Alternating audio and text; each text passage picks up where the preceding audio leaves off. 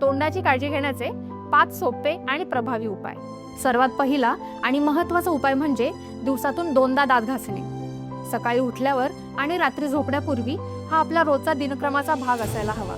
दुसरा उपाय म्हणजे फ्लॉस करणे।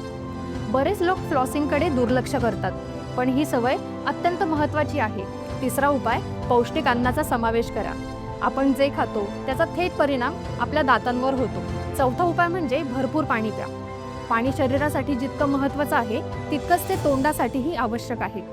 पाणी तोंडातील अन्नकण आणि बॅक्टेरिया धुवून टाकतं। पाचवा आणि शेवटचा उपाय म्हणजे दर 6 महिन्यांनी दंततज्ञाकडे तपासणी करणे।